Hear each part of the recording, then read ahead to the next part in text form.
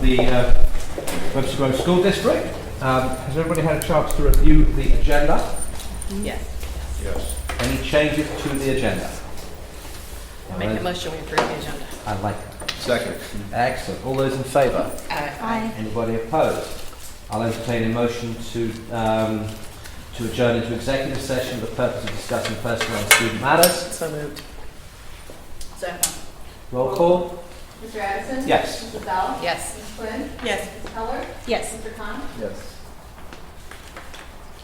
Okay. So Apologies that we're running a few minutes late. Our executive session went on a little longer than we had expected. We had some important issues to discuss. I'm hoping that this evening the microphones will work better than they did last time we were here. Just before we start, I did want to say Board President Amy Clendenin is unable to be here. She had a professional obligation that she was unable to move, and for that reason, as we've reported I think we've reported quite well, we will not be discussing the boundary lines at this evening's board meeting. That doesn't preclude anybody in the public comment section from offering any comments on that or any other issue that they choose to do so. So at this time, if we can stand for the Pledge of Allegiance.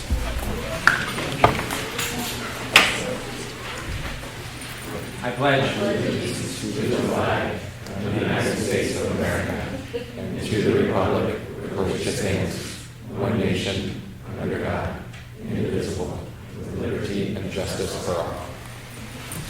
Thank you.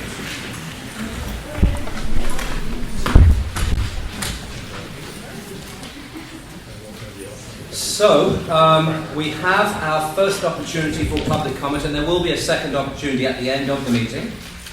The board welcomes questions, ideas and comments from persons in attendance. Members of the audience may comment during the public comment portion of the meeting when recognised by the board president. We ask comments be limited to 3 minutes in order to complete the agenda within a reasonable time. We also ask that comments begin by providing your name, address and the school district within which you reside. At this point, do we have any public comments?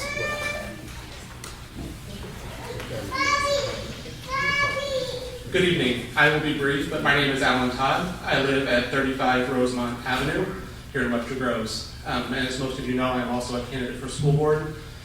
But honestly, that's not the reason I'm standing up here tonight. I'm up here tonight as a parent of 2 children in this district.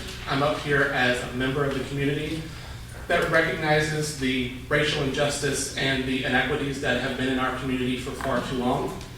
And honestly, I'm up here just to say thank you to Dr. Simpson. Thank you for your letter in the Webster Kirkwood Times.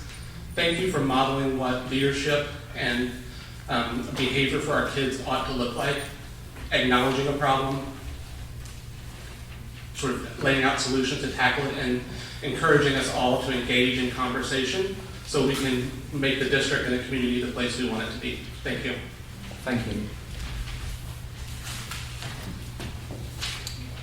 Any other public comments at this time? Mr. Bennett. All right. Mr. Buxton, the gentleman.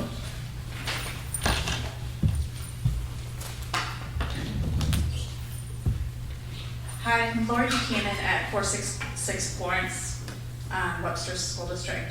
I just wanted to talk about with the redistricting, the process and kind of strategy. First, thank you for everybody that participated with it.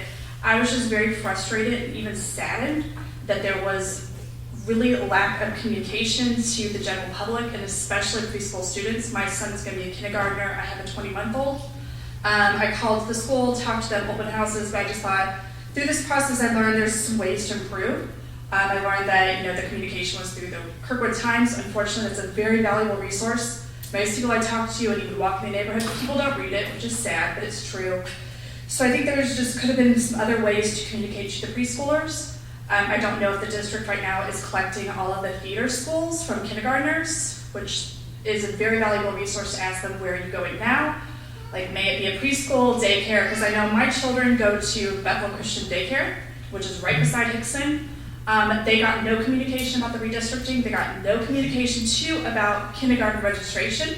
And that's another area of my frustration. My friends, people I talk to, They don't have this unless you're already currently part of the school district and you have kids in there. There's no communication to them. So I don't know if there needs to be ways to enhance or further build upon this. I'm more than willing to help, but we could definitely, collect. I don't know if they're collecting it now, the feeder schools, to get that, to know where the kids are coming from, and then talking to those places about how would they like communication from the district. It could be very simple as just here's registration, here's a calendar. I know our school, I talked to them a little bit at the daycare, they would love to know the dates. Because it helps them plan things. So I just want to make sure to bring this concern, because it was very frustrating and saddening for me during this whole redistricting process, just the lack of communication. Thank you. Mr. Park.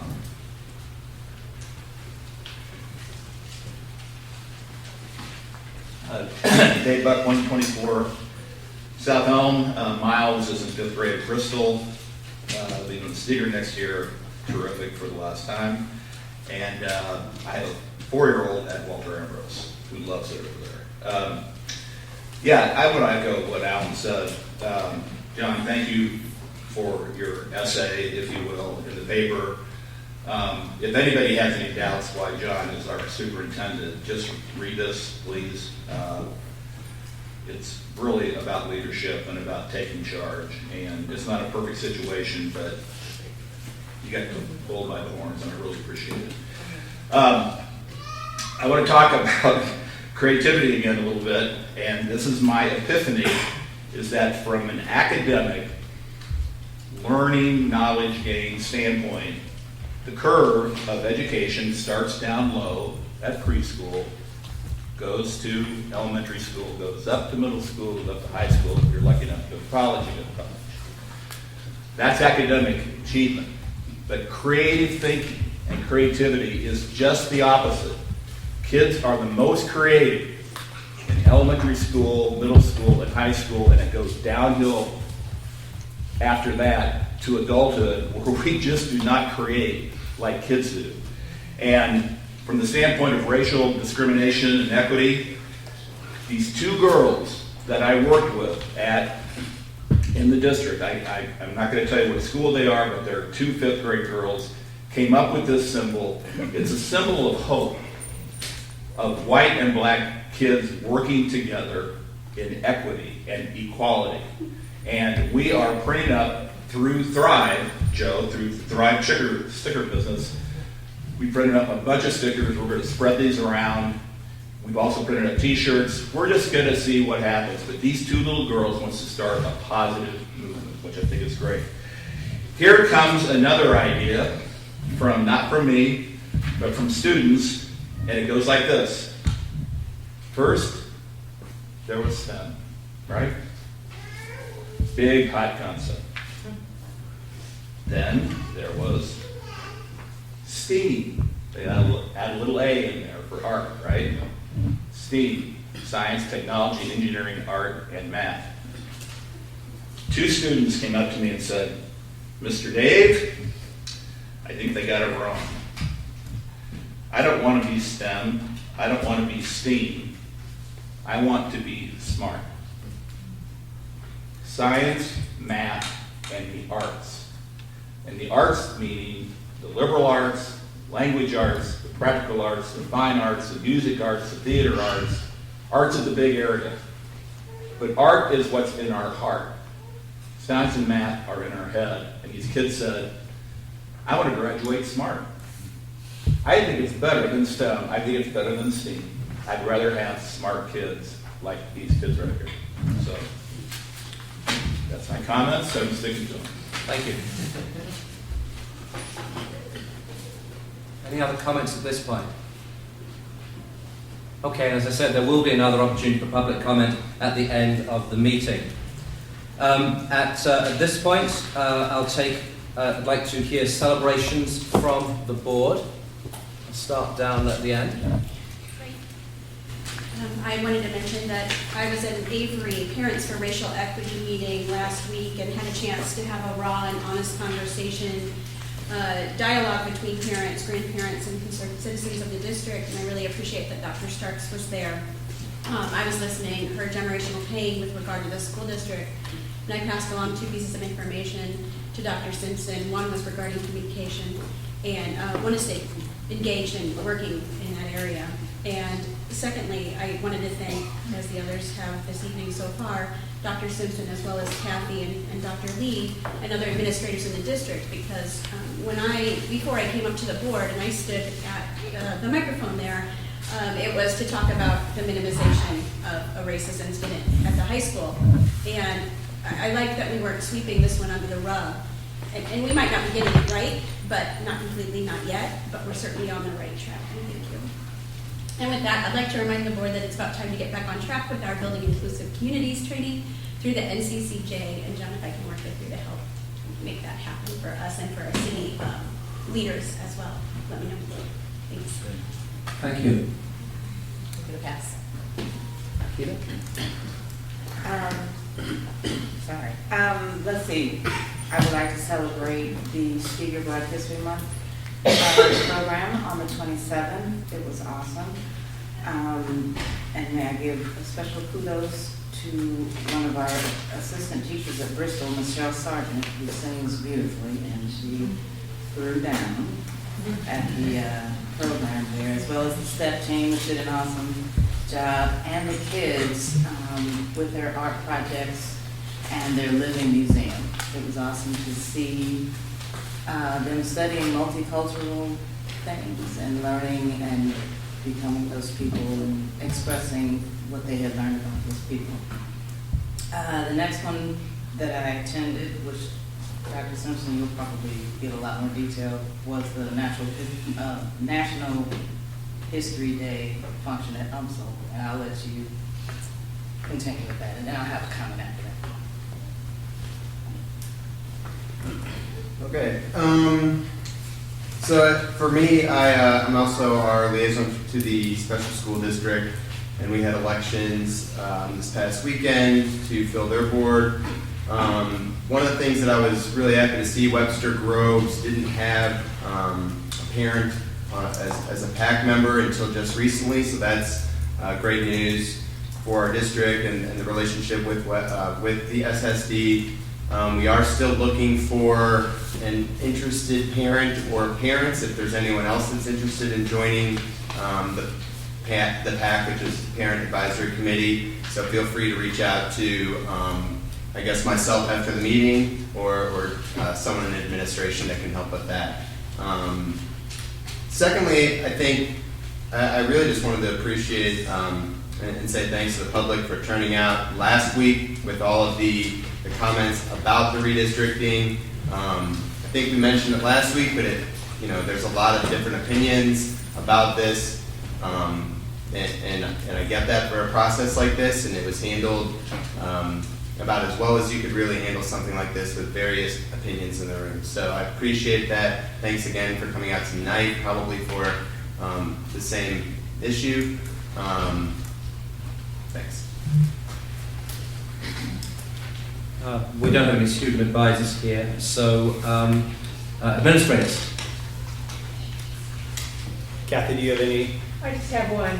We have 3 Webster Groves High School juniors chosen for membership in Cool and Scroll, which is an International Honor Society for Journalism students. They are Zora Thomas, Elise Wilkie-Grimm, and Jaden Fields. Thank you.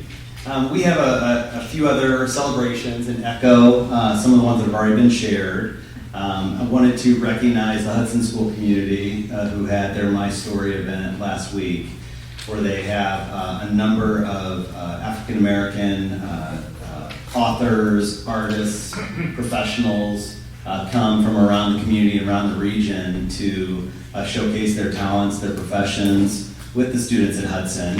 Our Hickson Middle School STEP team was there as well, and some also teachers from around the school district participated in that particular event. Also wanted to acknowledge the Black History program at Steger Given School, Black Girl Magic, was a really powerful and moving program, similar to some of the others, showcased a lot of the students within our schools, with a particular focus on our young women of color. Wanted to recognize, my handwriting's kind of bad here. I'll stay with that.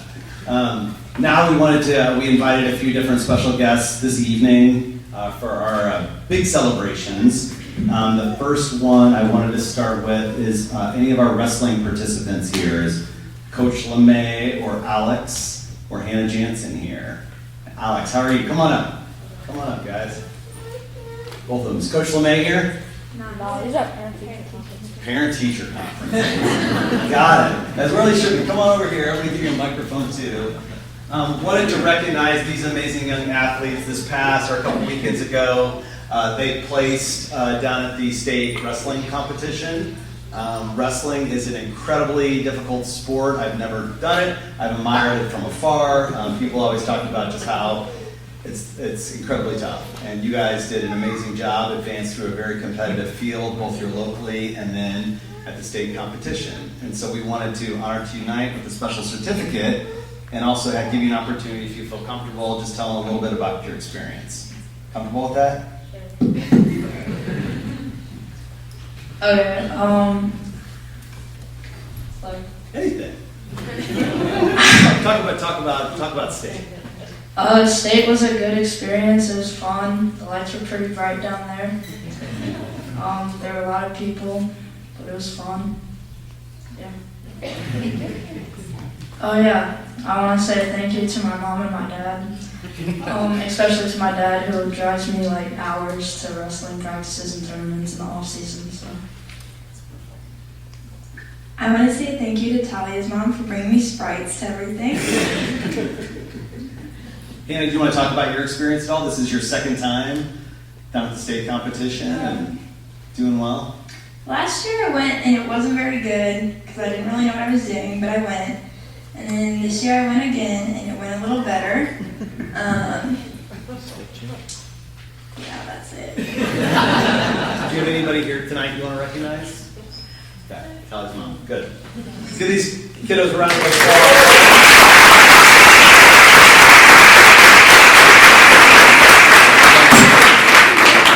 Congratulations. Okay. Next up, can we have our swimmers come on up? And if I don't see Coach Brashears, he's probably... Oh, there he is. There he is. Come on up.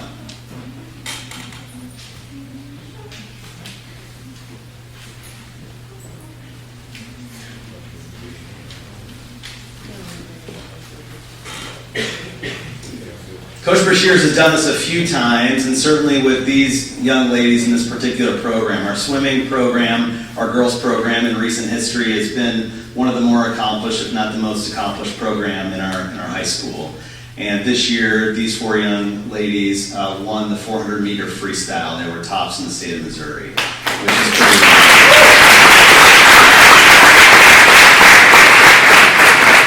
so I'm going to turn it over to Coach Brashears.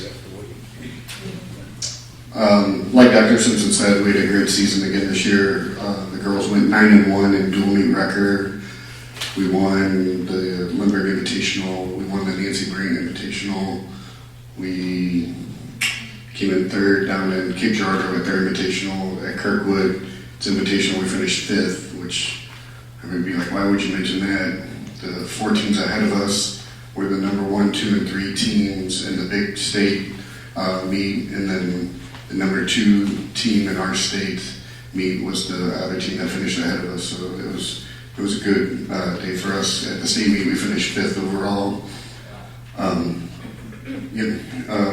Our 200 medley relay team with Parker, this is Parker, this is Chloe, and Madeline. They were part of that team. They finished 5th. Parker was 5th in the individual 200 freestyle. Lily Gregoff, who couldn't be with us tonight, was 9th in the 50 free. Libby Sykes was 11th in the 200 free. Madeline, down at the end there, she was 14th in the 100 fly.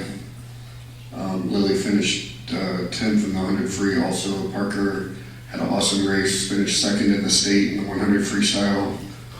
Our 200 freestyle relay with Madeline and Elizabeth was part of that. They were 9th in the 200 freestyle relay. Madeline was also 15th in the 100 back. And then, as Dr. Simpson said, our 400 freestyle relay was our first ever relay champion at the state meet. It was Libby Sykes led off, and then Lily Gregoff was second, Elizabeth was third, and then Parker was our anchor. And again, it was the first time we won an individual or a relay race at state, so it was pretty exciting.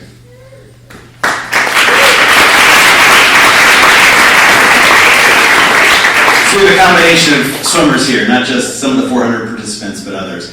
We'd like to give you guys an opportunity to share a little bit about your experience swimming, if you want to highlight something at the state competition, and for those of you that are seniors, what's going to come next for you. And along the same line as with the young people for the wrestling, give an opportunity to recognize anybody here that you want to recognize. Okay, well, for state specifically, it's always, a lot of fun. A lot of, pressure, but good pressure. Fun with, all the rest of the team. Bittersweet swimming with you for the last time. But yeah, the team is, the best team I've ever been a part of. We're more friends than teammates, and it's just a good environment. I agree with Chloe. The most exciting part of the whole season for me was just being at state and knowing that we had the best team there. No matter the outcome of how we placed, our team was just having the most fun, and you can tell by the way we'd walk out for the races and just seeing each other on deck. That was the best part by far. But yeah, I'll miss that. Next year I'll be swimming at the University of Nebraska Omaha, and yeah. State was a really good experience for our whole team, because this whole season, every single practice, everyone just raced each other at practice and got us ready for state, and we ended up doing really well. And especially the relay, that was a really good way to end senior year for both Parker and I, and yeah. And for next year, I'm going to Missouri State, but I'm not swimming.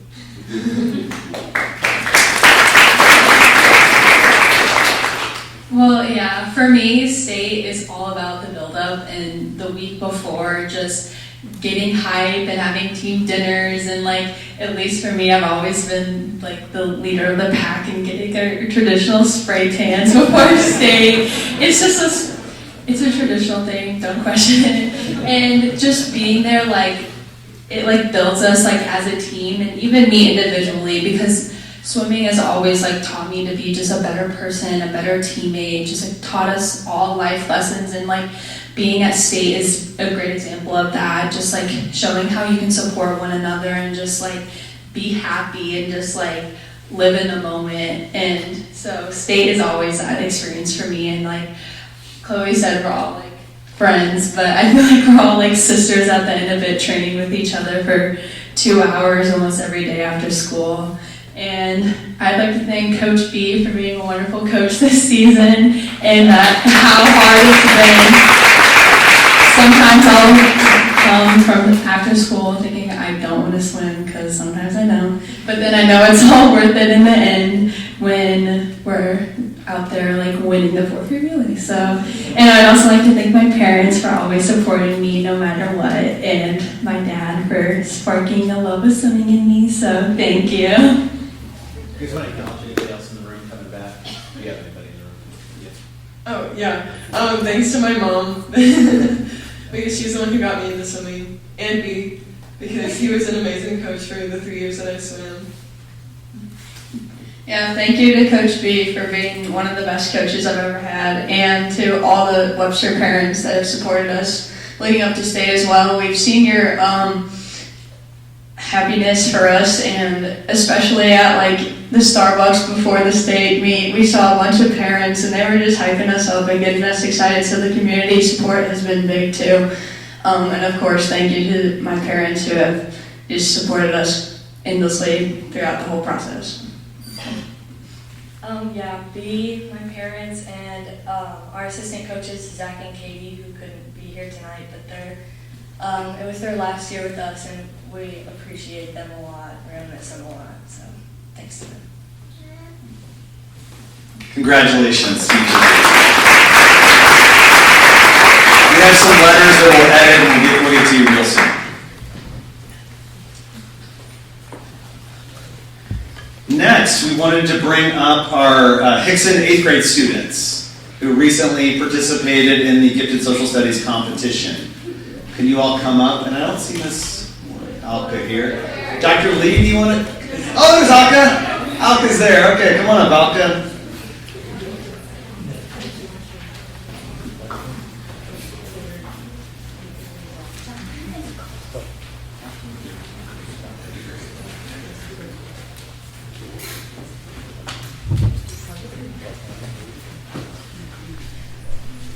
I'm going to soon turn it over to Miss Woodard, the leader and facilitator of this amazing group of young people who recently participated in a National History Day competition, a regional competition, against students from all around the St. Louis area.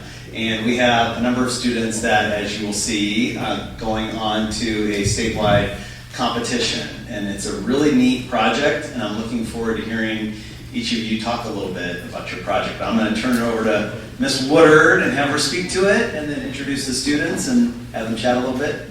Thank you. Good evening. So we participated in National History Day, and our theme this year was Breaking Barriers in History. And the students, they were able to choose a way to present their research. They could create a documentary, a website, an exhibit, a paper, or what was the last one?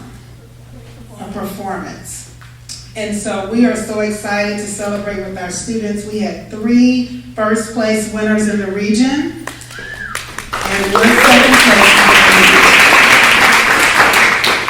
So I do want the students to have an opportunity. Our first place winners was a group documentary. They'll share those details with you. A group website, a group exhibit, and an individual documentary.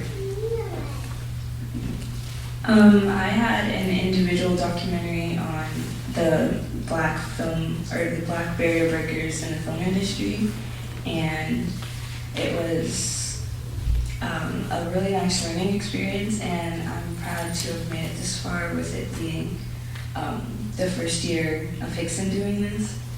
And thank you to Ms. Woodard for helping us with the projects and to get this far, and thank you to my mom. My name is Cameron, and I did a group website, and I researched Shirley Chisholm and how she broke barriers for women in politics, and how she really led the way for current women to run for president. And I really thank Mrs. Woodard for helping us figure out how to build a website for the first time. I also did a group website about Shirley Chisholm. And thank you to Ms. Woodard. Hi, I'm Claire. I also did the group website. It was really challenging because I don't think it was all of our first times ever making a website, so maybe that wasn't the best choice, but it ended up okay. So that's good, and I really would like to thank Ms. Woodard because I don't think we would ever have the chance to do this without her, and it's just been really fun. So thank you. Hi, I'm Elena. I worked on the website too. Shirley Chisholm. I'd like to thank my group and Mrs. Woodard and my parents. Hi, I'm Becca Mitchell. Me, Ava, and Claire all worked on a group documentary together, Katherine Johnson, Breaking Barriers at NASA through perseverance and dedication. And it was all about her life and how she broke barriers. And it was just really interesting because we got to present normal stuff we would learn about in class in a creative way through arts, expressing us more through that form. That was fun. Thanks, Mrs. Woodard. It was cool to see all our hard work pay off, moving us on to state as the first place group documentary. And I would like to thank Mrs. Woodard because she was so supportive through this whole thing. I think it was a really cool opportunity and way to learn about history, making a documentary. And it was really different, and thank you, Ms. Woodard, for teaching us everything. Hi, I'm Abby, and I worked on a group exhibit, Tessa, on how women pilots broke the gender inequality barrier of the Air Force. And yeah, it was just really fun to learn about something that I hadn't before. And thank you, Mrs. Woodard, for helping us and everything. Yeah, I worked with Abby on the group exhibit about women pilots. And it was really cool to get to make our exhibit look exactly how we wanted it to look and stuff. and learn about something that we maybe wouldn't have gotten to learn about. And I want to thank Ms. Woodard and my parents.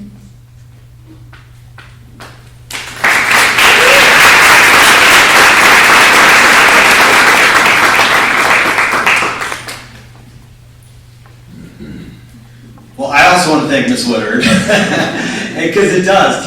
Teachers mean the world, and you could see a teacher that found this particular experience and engaged her students in a unique and a different kind of way.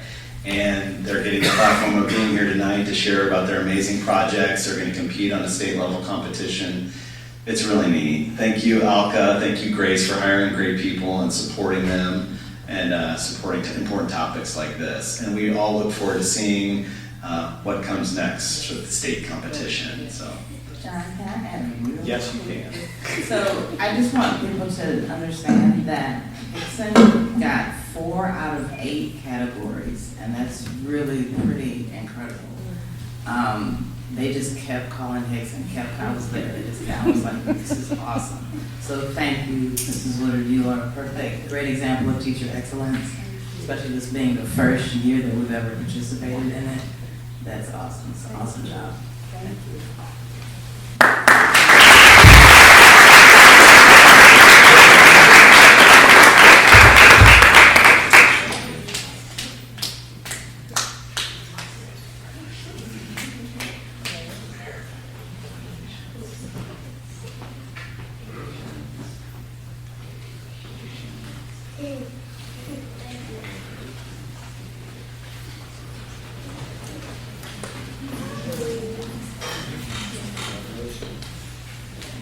So I want to thank everybody who's come. It's always great.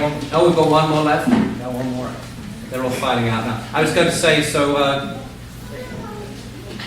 you can carry on filing out. We're not going to be offended.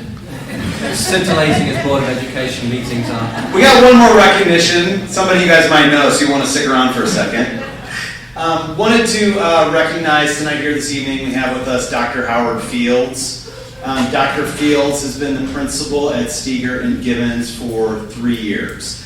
Ever since Howard arrived on the scene, he has modeled a lot of things. The first thing that will always stick with me is he is a person of high integrity and the highest of characters. He has a very strong moral compass, and he brings it to everything that he does, whether it's personally or professionally. He also is all about kids. And sometimes that causes conflict among those you serve as staff and those you serve as community. But he's all about kids, and he hasn't let any of that conflict sway the professional decisions that he's made. He was, a couple months back, nominated by a peer as a regional Missouri Distinguished Elementary School Principal. There are 11 of those principals in the state of Missouri. Which is a really, really big deal. And we had a special event. There was a special event at the school with different people that came. And this past weekend, or 2 weekends ago, they're starting to blur a little bit, the weekend before this one, Howard and all those 11 participants, the 10 others, were invited to the state elementary principals, the big meeting. And they got up, they were recognized on stage, and at the very end of the conference, they announced Dr. Fields as being the Missouri Distinguished Principal for the entire state of Missouri in the 2019-2020 school year. So Howard will represent the state of Missouri, next year at the national competition in Washington, D.C. So tonight we wanted to recognize this amazing human being, this very courageous, caring leader, and just thank him for all he does.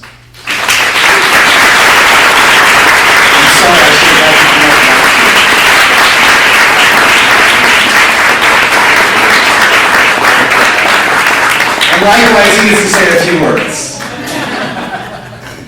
Thank you. The highlight is obviously getting a chance to see former students go on and do spectacular things. So Hickson, congratulations. Please continue with the great work that we continue to do from elementary all the way up. Board of Education, thank you so much for your support. I've had an opportunity to learn from each and every one of you. The cabinet, John, Tim, Pam's not here, Kristen not here. Sandy, thank you so much for all the opportunities and all your wisdom and everything. John, thank you so much for giving me an opportunity. I'm here to lead. To my sister who's sitting here taking pictures, Grace, thank you so much for everything. I see Coach Hawthorne here. I see Deidre, just some of the reason why we continue to do great work. It's not about me, it's not about Steger, it's about the whole entire Webster Grove School District community. And as we continue to be reminded every single day from all the folks that are continuing to have incredibly high expectations for our district, thank you. We appreciate the support, and we just continue to anticipate more conversations with students doing a spectacular job, in part by the community as well as the leadership that we have. So thank you so much. Humbled by this honor.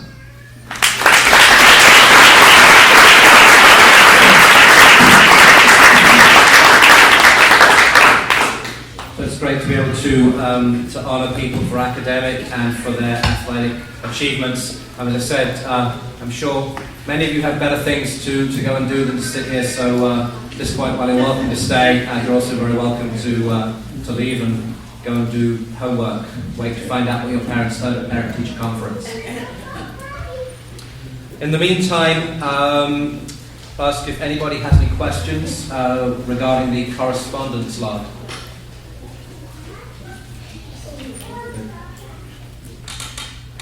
And in that case, I'll move on to the board calendar. Anything in particular you want to bring up from that? No, nothing new. The only adjustment we made was just to make sure that it was communicated that we will have a board meeting that will not be a self-eval on the 23rd, and that will be here at the Service Center. And to be clear, that's the board meeting at which the boundary lines will be discussed. Correct. And then the other thing that I would point out, and so we had one of the candidates for the Board of Education came and spoke at the first public comment section, and on March 25th there will be a candidate public forum at Hickson starting at 6 p.m. The candidates, the three candidates for the rest of our strickers, if they can term will all be there. So please, if you want to hear more from the various candidates, please plan to show up for that. All right. If nothing else there, then reports from the superintendent and staff. Dr. Wiley? Can you all hear me okay? You might want to be a bit closer. Can you hear me? I can hear you perfectly. Thank you. Thanks. All right, so I am presenting on behalf of both the teacher meeting confer group as well as the central office portion of that, the teacher salary structure for the 2021 school year. In your board packets, you guys should have information, a memo, as well as the proposed teacher salary structure for 2021. Each year this committee gets together in order to ensure that we are meeting the goals as established by the district.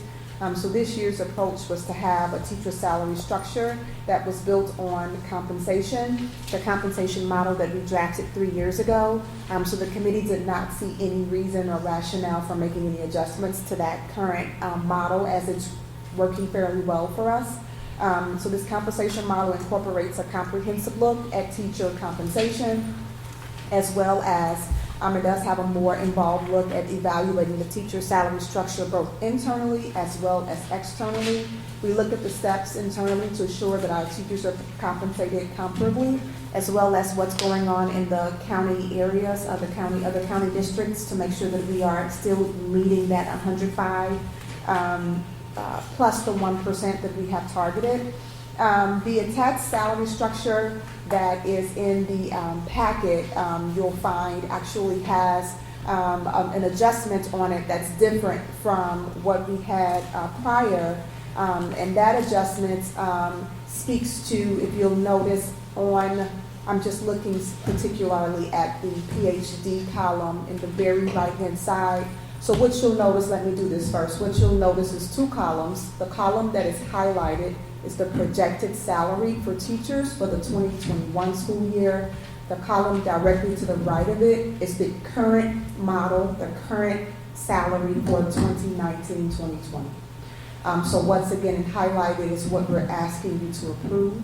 The column that's next to it, so again, I'm looking at the PhD column. You'll notice PhD 2021 and then PhD 1920. The third column says difference. That lets you know if there is an increase or decrease and or if it just remained the same, if that dollar amount remained the same per the county median. Again, we compare every step, every channel with the county median to ensure that we're at minimum that 105%. If you notice a mark there was really no change, it kind of dashed there. Last year, as a part of the recommendation, we had what we call super steps, if you remember that verbiage. That's those steps that are anywhere from 5 to 15% above the county median, which exceeds our goal. Our hope was over the past 2.5, 3 years was that those super steps would kind of close, that gap would close. And in some instances it has. We strategically pulled some back earlier. But for some reason, if you'll notice, well, I know exactly and I'll explain to you. Steps 14 and 15, if you see across the board, the masters plus 30 plus 50 in the PhD column, you'll notice 2,000 or 1,500 in parentheses. That means that we are targeting and we are determining to pull 2,000 or 1,500 from the dollar amounts that were in those steps in order to kind of bring those steps into the model. Currently, we're hoping to be each step about 2%, and these steps are the ones that are, again, exceeding that 5%. So some of those steps are 15% above county median. So what I want to emphasize is that occurred because years ago, the job salary schedule ended at step 14. And so they had to add a large amount of money to that because there was nowhere else for teachers to go. So for us to be comparable and competitive, that step had to be larger. But now you see our steps actually exceed beyond 14. And so that super step is kind of there just kind of as a result of what had happened in the past. So no teachers will experience a decrease in salary.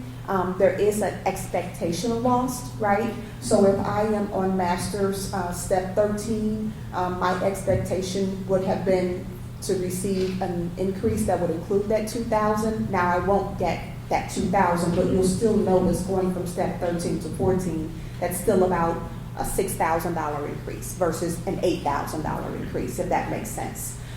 So while we do understand that some teachers may have been expecting it, we are confident that no teacher will experience an actual decrease in his or her salary with these reductions that we put here. The committee gave that a lot of thoughts, and again, wanting to try to continue to ensure that each step and channel is equitable from the work that we've done. So again, in your board packet in the memo, you have a table that lists all of the channels and steps that would be impacted by that, starting at your master's, step 14, and then again at your PhD, you'll notice that. What's new this year also outside of the salary structure is that we determined to add national board certification to our salary structure. That is something that honestly we are kind of behind on. A number of districts, after we did the research, had already added and included national board certification. So national board certification is huge, and I say that because it's honored across the entire United States. And there are many reasons why we would encourage our staff to reach that national board certification. Research shows that nationally board certified teachers learn more than their peers because of that national board certification process. It's a very reflective, if I may even say difficult process to go through. The level of work, the level of commitment you have to go through, and the amount of reflection in the work is huge. Studies have found that there's a positive impact on the board certified teacher is even greater for students that are considered minorities and are low income, and that is because it challenges them and it pushes them to really evaluate their work, to really think through what they're doing and the why behind it, and to ensure they have a justification for that. Teachers have, while the process is very difficult, they are very, very excited and actually commend National Board for the process. It allows them to hone their practice as well as showcase their talent in the classroom. And it's really a demonstration of commitment to excellence. The work is, again, not easy. They have to recertify every 5 years based upon what National Board Certification provides to them. So once they receive the initial certification, they have to maintain that cert in order to keep it active, which is another step that they have to go through every 5 years. Our recommendation in adding the National Board Certification would be a $3,000 increase for those teachers annually, and to check in on their certification every 5 years to ensure that it is still active. So the stipend of the $3,000 is only for those staff members who would maintain an active National Board Certification. So overall, we believe that this would be an asset to our district. My knowledge right now, I believe we have under 5 teachers in the district that actually are nationally board certified. But in some conversations and some dialogue, there's a lot of people who've actually felt like this could be something that they could further look into and potentially developing a cohort. So there's more to come. And the Human Resources Department will establish a process for staff if they currently have it. How do they notify us, and what process do we go by, and then what ways can we support them in acquiring their national board cert? And a lot of districts consider that certification some districts consider it as a degree, but a lot of districts do consider it as a part of a channel change. Receiving graduate credit, it is at that level of intensity with regard to the work that they do in order to acquire that national board certification. So that is a new recommendation that we are asking for with regard to this current salary structure. Again, for your reference, you have the proposed 2021 as well as the 1920 for comparison purposes. The projected cost of implementing this salary schedule is estimated to result in an increase of about 2.34%, and that includes all step movement on the salary structure. This is definitely, according to Pam Frazier, who apologizes she cannot be here, she's not well. This is in line with budget projections for the 2021 fiscal year. I'll entertain any questions. Jeff? First, I just want to commend the committee because it's such a good, unique committee, and I know quite a few of the teachers on that committee are affected by the Channel 14. Yes. And they've been supportive of that, which says a lot, I think. I just was curious, is there a cost to get national board certification? And if so, do we cover that? Yes, there is a cost. We do not have a plan currently to cover it. However, they can petition for tuition reimbursement, which would be 50% of the cost. So that you have a cost. There's like different chapters or components that you have to go through, and there's a cost associated with each. So if they submit that bill, we would definitively reimburse it at 50%. Some districts do have a program where they pay for it. And then once you achieve your certification, then they go through a process where either they deduct the monies back or they give you some initial type of incentive. But that's what we're looking for upcoming year, as well as the cohort piece to encourage people. Sounds good. Yeah. Does the stipend kind of make up for whatever that difference would be then, at least, or come anywhere close to that? Since it's every 5 years that they would have to take it, I just would, if they're out of pocket after all that doesn't seem right after the stipend. Yeah, that makes sense. We have not researched the cost in totality yet, but I could bring that back to you later so we can make those comparisons and making the decision on what other incentives or possibilities we can provide. And that is an annual stipend, right? Yes, yes. Mm-hmm.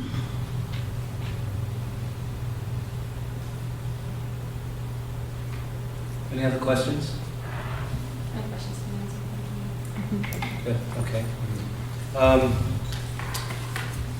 And so we need a motion to approve this. Is that part of the consent agenda, or is it? Yes, we do. No, it's on the, it's a recommended action, I I think. make a motion to, Real- I make a motion to approve an annual stipend beginning in 2020-2021 in the amount of $3,000 for a teacher who has national board certification, and the 2020-21 teacher's salary schedule as presented. So real quick though, are we able to amend this if we find out that isn't adequate to cover the cost? Seems unlikely it's going to cost $15,000 I a would- year to get national teacher certification. Yeah, I would hope so, but. Especially if we cover 50% of it. Yeah. Yes. Mm-hmm. We can get you the data, and it doesn't have to be attached necessarily even to this. We can come back and do that. That won't be a problem. Okay, with that question, with the promise to get information back on that, do I have a second? Second. Okay. All those in favour? Aye. Anybody opposed? that counts. Thank you. Thank you. School start times. All right, I don't know if I'm working here. Test. Doesn't sound like it. There you go. Just it.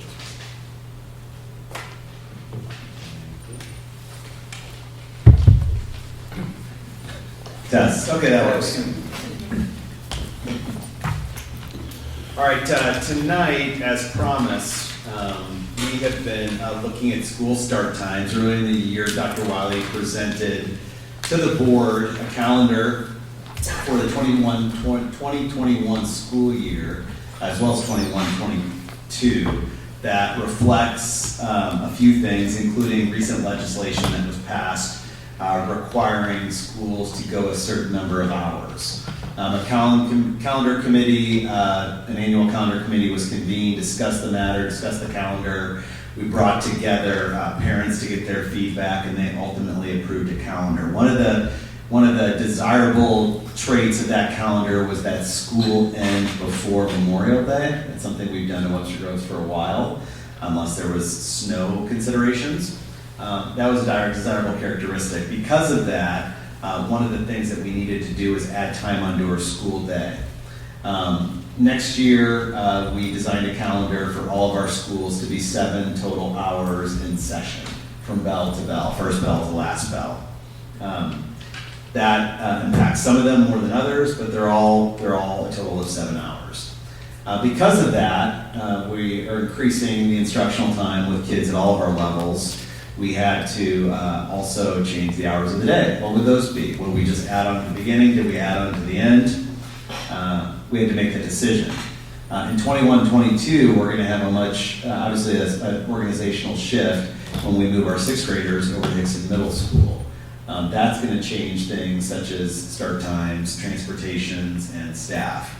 Our hope was for the 2021 school year is to come up with a school's start time window of time, rather, that we would be able to adopt and maintain through 21-22, so that we wouldn't have to have 3 different start times in 3 different years.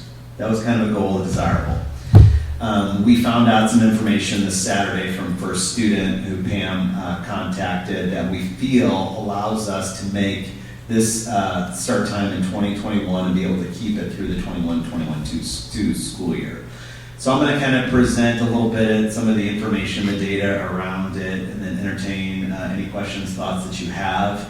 It's not something that the board typically approves start times, but naturally I don't want us to be out of sync with what the board is thinking as it relates to it.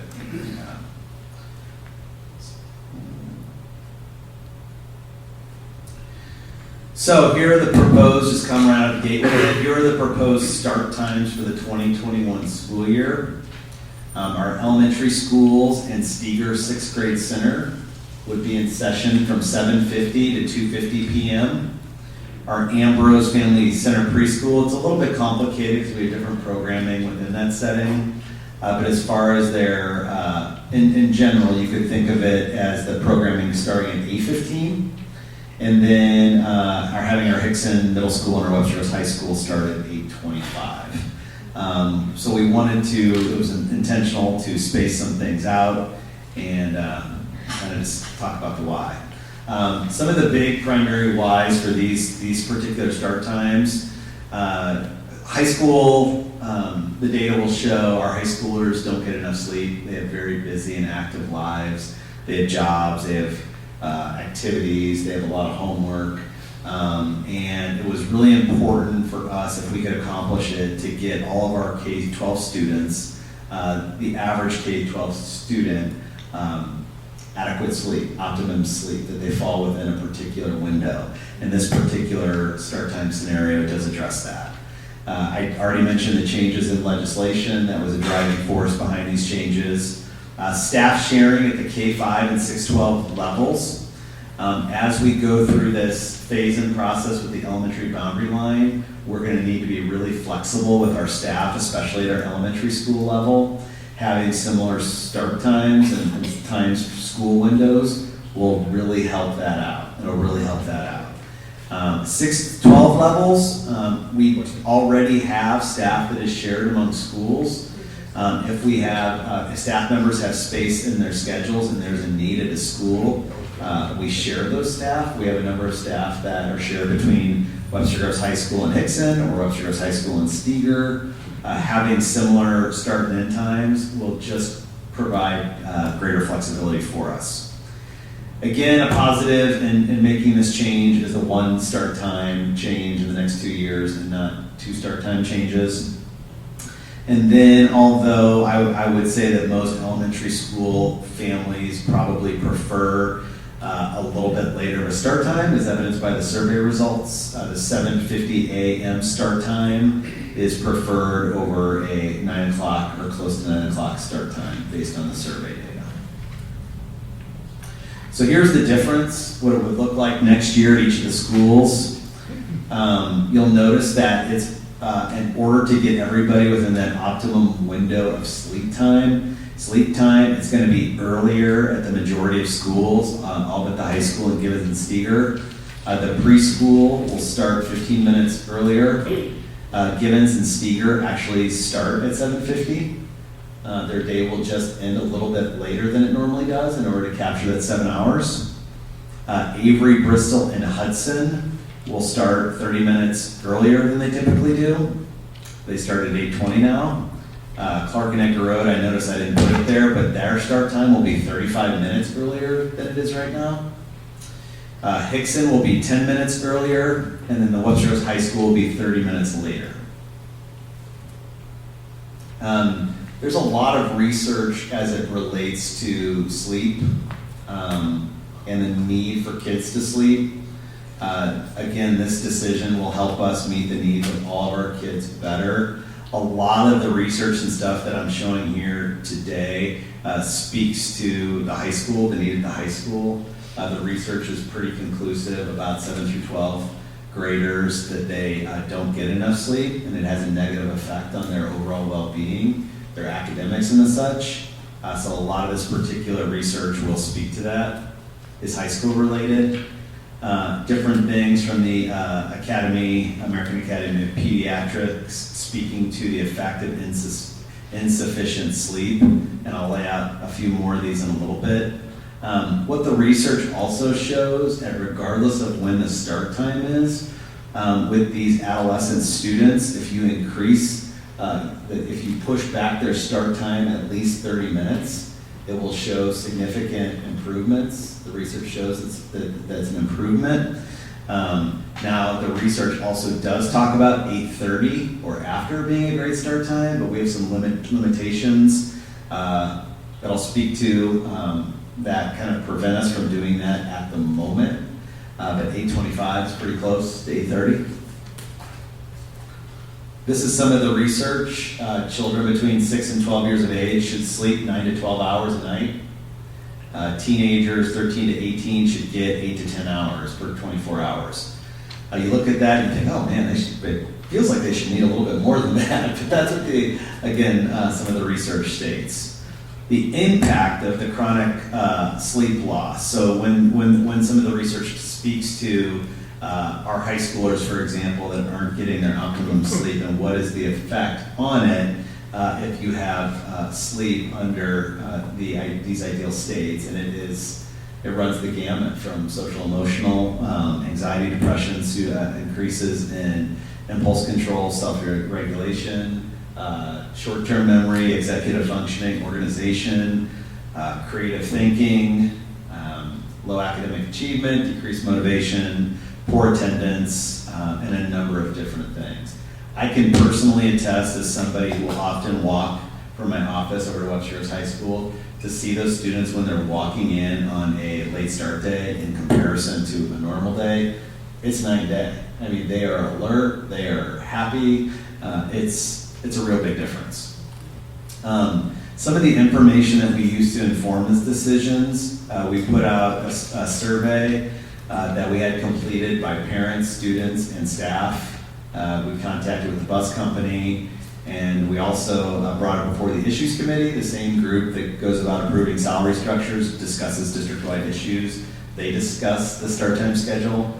And then we always have to do things that are respectful of our budget. We always put kids at the center, but we only have limited resources, and we have to consider that when making decisions. So some of the data that the study or the stakeholder survey revealed is that our elementary students, which we group Steger in with them, when they self-reported as parents with how many hours their children got, the average was 10.5 hours of sleep. So the adjustment of 30 minutes to their day still puts them in that optimum window. Hickson, when we look at all the survey results, 9.5 hours is what the average Hickson student got. When you just pulled out what the students reported, they reported 9 hours of sleep. High school, the overall survey results, as well as the students themselves, reported 7.5 hours. And when you go back, again, when you go back to these desirables, you can see that the 7.5 hours falls below those desirable levels. Whereas the Hickson students at 9.5 and the elementary school students at 10.5 fall within their windows, even with the loss of time at the elementary level. Here's the data that shows, as part of the survey, we just created a couple blocks of times on the half hour. If you had to pick your desirable time, or what would be your 2 preferred start times, that was what the elementary school looked like. Every group preferred the 8 to 3 o'clock window of school. And second place was always the 8:30 to 3:30. That's the elementary. This was the middle. And this was the high school. We didn't intentionally put on the 9 o'clock start time for the survey response at the high school, and that is because one of our current limitations that we have, unless we decided to not play as many athletic events, is regionally, and around an 8:30 start time is late. A lot of school districts, their high schools start very early. And our students travel all over the St. Louis, St. Charles region to play athletics. And so we felt like a 9 o'clock start time would be way too aggressive and way too late to accommodate that. I do know that in my discussions with superintendents, there are a lot of people, as I started talking and getting people's feedback on our start times, a lot of people said, man, that would be great. If we could start our high schoolers that late, that would be great. But currently, again, there is a little bit of a limitation based on most of them starting in that 7:30 to 7:45 range. These are the factors that people listed when, as things that we should consider when making decisions on school start times. They were pretty consistent.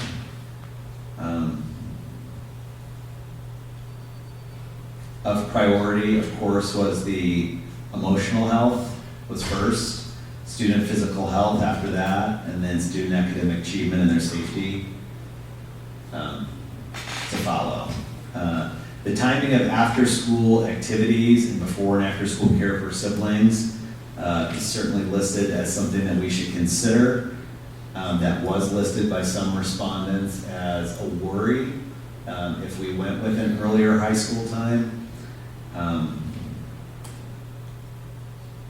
Transportation. Currently, our transportation for taking kids to and from school is close to $300,000. As I shared with the board before, when a bus leaves first student to when it returns to first student, we get charged the same amount. And if we're able to have that bus run 2 routes in the 2 hours, it's the same price as if we have it run one route. That's why we have to look to stagger our times to get to those 2 routes, ideally. Otherwise, we'd essentially have to double the cost of our transportation. So we could move our elementary school to 8:15 and keep our high school start at 8:25, but we'd have to pay twice the transportation cost. With our proposed change and working with first student, our buses would be transporting all of our elementary and Steger kids in year 1, just elementary in year 2. and then they would go take our middle school and high schoolers to school. We would need to pay, increase our bus transportation fee by one bus, which amounts to about $57,000. A sample of comments. Again, the comments were varied. Some of the comments included earlier start time, and these aren't direct comments except for the one in quotes, comments that I heard throughout the survey. Again, you have the results, the public has the results. An earlier elementary start time would benefit our working family. High school students live busy lives and need more sleep. This one is a quote from a high schooler. Whenever I wake up for school on our late start days, I'm more energized and happier about coming to school. It improves my overall mood and how well I complete my schoolwork, which certainly sounds like the research that was referenced. The research is clear regarding the benefit of sleep on adolescent children. Some of the other comments, on the flip side to the benefit for some families, working families, an earlier start time for some would make it harder for our family to get out the door in the morning with our young kids. The 1 and 4-year-old in our family, I can relate. Older sibling cares for an elementary school student before or after school. So in our scenario, the high school student or middle school student would be there to help take the child to school, but after school there would be that particular gap in time.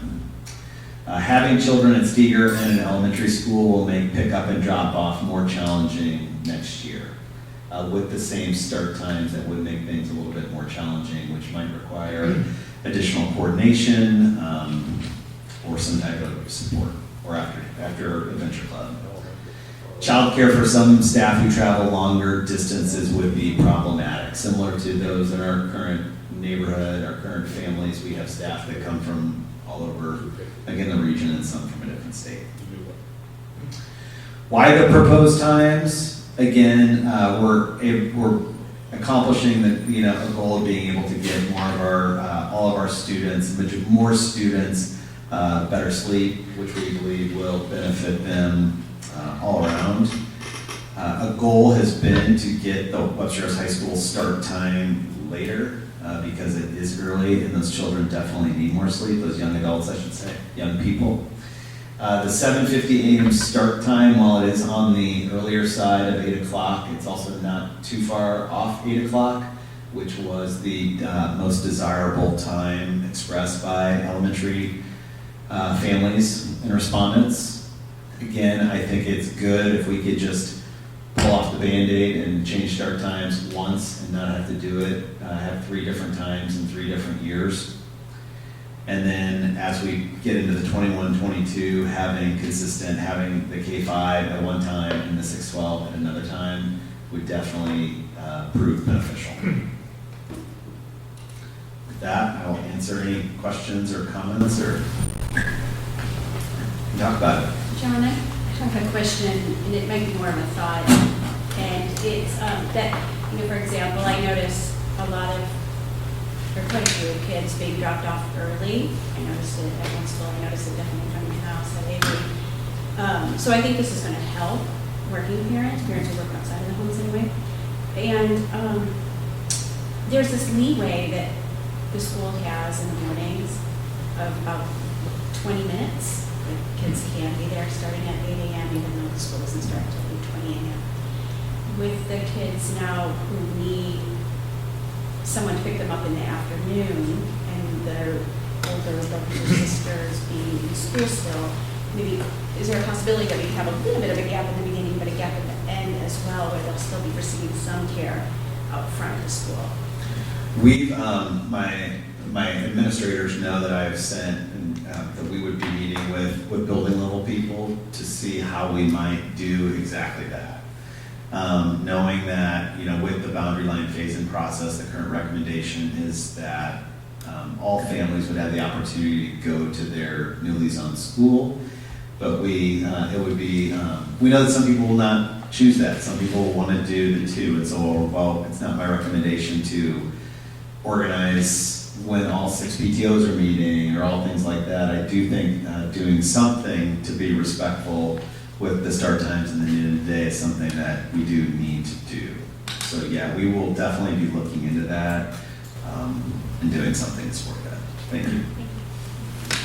Hey, John, how early would the students in North Webster, I know Clark and Edgar start later because we're busing North Webster students to those respective schools. I know that the Boundary Lines is going to, hopefully will create a neighborhood school, and eventually that is going to, more or less deal with that transportation issue. But how early are they picked up today? And then is that just going to be shifted 35 minutes earlier as well? It's a good question. All of the transportation will shift accordingly. So right now, you would anticipate that the students who are get dropped off at Givens or Steger about 7:30, and then the routes begin for Edgar Road and Clark. So I would say that somewhere around 7:40, 7:45, those kids are starting to be picked up. And actually 7:35. And then they're dropped off at Clark and Edgar Road by about 8:05. So yeah, it would be an earlier route. It's something too that will affect our students who participate in the VIC program, because their routes can be lengthy as well, lengthier. And that will be earlier for our elementary school kids, which since with the phase out process, we don't have as many elementary kids, only being able to accept 2 to 3 students per year. But it'll be a later sleep in for our middle school and our high school students. John, will the high school still have late starts? It's going to be even later? Currently, the plan is still to have late starts. Two, I know I had shared with you about a family that's struggling to get kids to school, wasn't in a bus route. Will this allow us to be a bit more creative with bus routes? The goal is to get there in 21-22 to be able to provide better support for our elementary school families.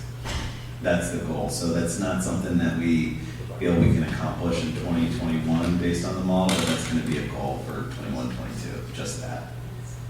Dan, we don't entertain questions from the public during the meetings, but I could talk to you after, or you could give a comment, or we could chat too. Any other questions? So I will just say, so I know that I've harped on a lot about the desire to try to have the high school start later based on everything that I have read. I appreciate that the district has, the administration has gone back and has tried to do that. I do think that this is done with the best interests of the children in mind. I'm excited by the idea. As you talk to the other superintendents, they say this is a good idea, and perhaps it's not going to happen immediately, but perhaps if Webster starts with this, and if we can get everybody to say, okay, and the only impediment to our going and pushing this back, and starting the high schools at 9 and the elementaries at 8:30, is that you all haven't gone and moved. And if everybody within the area that we operate in moves back, I think we can achieve some better goals. So I think this has the best interests for the learning for our students in mind, which is ultimately what we are here for. And if in addition we can show some leadership to the rest of the local school communities, it all well and good. But thank you very much for doing this. Yeah. Good. Thank you very much. Superintendent evaluation. So this is I just wanted to give you what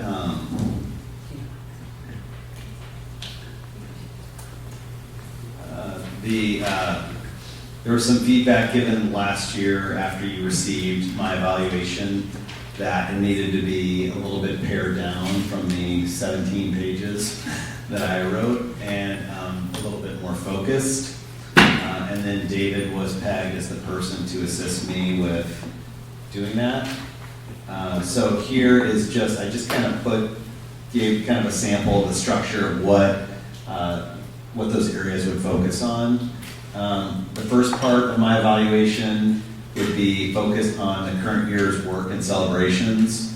And in years past, that's been a pretty extensive list. I see my role as, I see the good work that's going on in the district, or what is a fault at the district, being my responsibility. And the list was kind of exhaustive at times. What Dave and I spoke about is for me to prioritize 10 to 12 that I really had significant influence on based on it being my work or kind of my direction, and to limit kind of what I write on that particular celebration to half a page. And then the next one would be my goals. I have 5 goals each year, and then to dedicate no more than 1 page to each of those goals. That includes, but it's not limited to, the goal itself, the strategies utilized, the accomplishments, and the work that was done, as well as the work that was undone and still needs to be done. And then final is kind of my reflections on the coming year and things that need to be addressed from my perspective. So, David, did I miss anything or anything you want to add? No, so, yeah, I mean, Ross is the only one who hasn't seen it yet. Yeah, so I can share it. As I was talking to John about this, what I wanted to do is I wanted to make sure that by doing this, that we concentrated on the things that John had the most influence on, that John felt were the greatest priorities. I felt that then, as a board, it was easier for us to say, yes, this meets the direction that we want. Yes, you are achieving the goals that we want in the areas that we are. There's no doubt the district is, and everything in the district is much greater than just what you'll get in one review, but by pinning it down to these key things, I just felt that as a board we would better be able to give feedback and to give direction.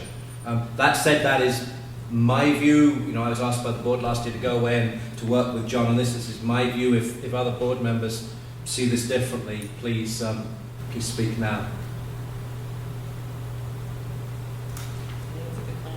Okay. For the goals that are more objective, which will make it easier. And what I suggest is then we'll do this, perhaps we'll go through this way, and again, as a board, we will sit down and we will work out, okay, is this getting to what it is we think that, in terms of providing you direction for the leadership you are going to give to the district, is this, and you know, we'll look for your feedback as well in terms of, is this giving you a chance to tell us what it is you think is important that we should be thinking about, at the same time as allowing us to give you the feedback. So I think good. So we look forward to doing this, and we will carry this at a future meeting. Hey, quick question on the school start times. I thought you mentioned it, so that did not need approval or anything, right? Okay. No, that's check with Amy. Double check with Amy. It is. Yeah. That's traditionally just been something. In the past, it would have been something that just would have gone through, and but we felt that it's significant enough a change that wanted to get feedback from the board to make sure that everybody was aware as to what it was and what the goals were, and to make sure there wasn't disagreement from board leadership in terms of everybody here as to what we're trying to do here. So thank you. All right, we now come to our second opportunity for public comment. Again, if you'd start by providing your name, your address, the school district in which you reside, and please limit comments to 3 minutes. Thank you. Sir. My name is Dan Brashears. I'm actually a resident of St. Louis Public School System. A couple things. I've been here longer than a lot of people, so maybe John in there. Thank you for pointing that out. It's only 2 years. So. Is there any data from when we switched from the 720 to the 755 that shows improvement in student academics or anything else? And I asked that because that was a big switch when we moved at 30 minutes, and now you're talking about moving at 30 minutes more. And you talked about kids being busy. Now you're pushing jobs back another 30 minutes. Now you're pushing into teachers' time with their family and a lot of other areas that I don't think always get looked at whenever we start talking about kids need more sleep. And being a parent of 3 high school kids and 1 middle school kid, I believe a lot of that is my responsibility to make sure that they're going to bed on time, and doesn't necessarily, as educators, need to be our job to make sure to keep accommodating for them. And I realize that 20 plus years later, kids are a lot different. There's a lot more going on with social media and other things that are keeping kids up and causing anxiety. And I just want to make sure that we are really looking at our kids and their needs, because now you're moving things back. Like, I'm supposed to be at soccer practice right now, but I wanted to stay and listen to what we were talking about. So we couldn't get to the gym until 7 o'clock tonight. So you push it back. If the same thing happens next year, that means 7:30. That means we're not done until 9:30. And all you're doing is keeping pushing the problem back and back and back. I'm just not sure always that that's the greatest thing. The other thing, as you talked about kids being happier on late start days, it's probably true because they're getting out of 2 classes that day, and it's a 1 time a week thing. I think next year, when you look at it, on the late start days, the kids are still going to be happier because they're still getting out of another class period, and it's moving it back later. But I don't think overall the kids are going to come in a whole lot more joyful than they were this year. The last thing is being the swim coach. We rent pool space, and now it's going to cut in because at Merrimack with the boys, we already have trouble getting the pool at an adequate time. Now we may have to look at practicing again, like we used to do 7 to 9 at night, and it creates a lot of things. And I hope all those things were looked at as these decisions were being made, and as we move forward and really look at that data maybe in 5 years to see if making the switch did make a big impact as everybody seems to think that it's going to. But this is my 2 cents as a parent, coach, teacher, person. So thank you. Thank you very much. Anybody else, Mr. Barr? Oh. Hello. Hi everyone, my name is Andrea Stammer. I live at 469 Bacon, formerly a resident of Pocahontas Place in Rock Hill. We love Rock Hill, we love Webster, and I have to say before I say what I was going to comment upon, it was cool for me. So my husband and I have a 3-year-old son, and it was cool for me as a parent here tonight to see some of the amazing work that's being done across the district, and to see the celebrations and the recognitions. And I was kind of, picturing like, where would my son be in this group in the future? And, so just really cool. And you guys are doing a lot of amazing work. And I'm sure through the hammering of feedback that you've gotten and the opinions through the redistricting process, it's easy to lose sight of that, but it was really cool. And for somebody who is a new parent and new to the district to see that kind of stuff. So I just wanted to give appreciation to all of you for the work that you're doing. As I mentioned, I know you guys have gotten a lot of feedback and a lot of opinions. I think it's really important, and I'm kind of hammering this point home, that you can't lose sight of the facts. I come to this, we all come to this with our own POV, and I come to it from the stance of somebody who was the redistricting. In the redistricting, I, as a child, was a low SES student. I qualified for free and reduced lunch. And I saw the way that, my family struggled, and I myself personally struggled in school and at home. And I know firsthand what those challenges look like. I may not know, I think every family in that type of situation is different, but I know what my reality was. And at the end of the day, I want all kids to have the best opportunities, the best education, the best resources, and the best support, and I think we owe it to them. When a big decision comes at my feet, I look at data and I look at research, and that helps. I of course listen to my heart, and I look at what the community is saying, or whatever other key stakeholders are saying. But I think it's really important that you don't lose sight of data and research. And unfortunately, on this issue of concentrating, a high percentage of low SES students in one school, the research is pretty clear that it doesn't have favorable effects on educational outcomes.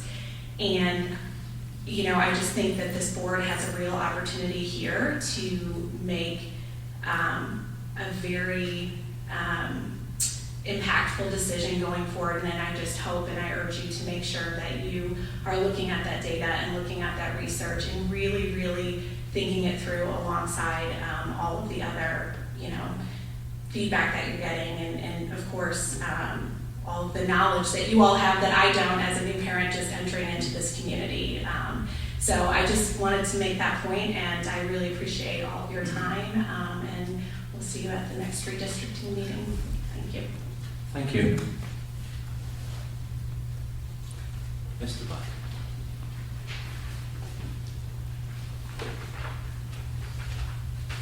Excuse me, Dave Buck again. First of all, Sandy, thanks a lot for your work on the teacher salary stuff. It's a lot of work, and I really appreciate it. But I have been making the same comment at this time of year for the last 10 years, and I will keep making it because I believe in it, and I'm going to keep fighting for it however I can, and that is the need, the fairness, and the opportunity to pay our teachers more. Here's what we know. First of all, in a district that is committed to academic and personal success, the number one determinant of student success is having an outstanding teacher in the classroom. Mrs. Woodward was an outstanding teacher in the classroom. You even said so, John. Coach Dan, he's an outstanding coach in the pool. In fact, I don't think you guys really even know what he's accomplished. 5, 6, 7 years ago, Dan, the swimming program on both boys and girls was the dregs, was nothing. They didn't win anything. But he's built this program, he's built up the kids, and it's like he's just done a fantastic job, and his team has achieved success. Mrs. Woodward's class has achieved major success. Second, the most valuable professions in society, based on numerous national studies. Two of the top two are teachers and doctors. The average pay for a teacher in America today, public teacher, is $55,000. The average pay for a doctor in America today is $200,000. That's kind of a big gap for the two most valuable professions in our society. Third, Dexter Shear is a good friend of mine. We have coffee every morning at Breadco from 6 to 7. You know that, John. Dexter knows about the educational system in St. Louis and the state of Missouri. He's well versed because he works in it every day. I asked Dexter even this morning, I said, Dexter, are there any restrictions or legislations that limit our district from paying teachers more? And he goes, no. Webster Grove School District can pay teachers whatever they want. You're not legislated by anything. It's your decision. And lastly, I don't know if there's been research done, but I bet if you surveyed every teacher, particularly our elementary school teachers, about how much extra money they pay out of their pocket for school supplies, I think it's up near $500 that they're paying out of their own pocket. Okay, so the point is you add all this up, and I don't know what the answer is. All I know is that I don't think we pay our teachers enough. I don't think we pay our coaches enough. I think what they do and the job they do and their value to society and our children far exceed the amount of money we pay them. And quite honestly, I'm not going to say it's like an embarrassment and stuff like that. You know, based on history and convention, our teachers, I'm sure, are very happy because that's the way it's always been. The point is, what should it be? And I would challenge this district, this board, to really look hard at that because I think we're not paying our teachers enough. Thanks. Thank you. Any other public comments? Hearing none, I will entertain a motion to approve the consent items on the consent agenda. I make a poll. Make a motion to approve consent agenda 8.01, 8.02, 8.03, 8.04, 8.05, 8.06. 8.07, 8.08, and 8.09. Okay, do I have a second? Second. Okay, all in favour? Aye. Anybody opposed? Any abstentions? Well, I didn't know, I just wanted to make sure your husband wasn't on. Okay, all right, good. Okay, good. All right, that passes then. I will entertain a motion to adjourn. Make a motion to adjourn. Second. All in favour? Anybody opposed? We are adjourned. Thank you very much.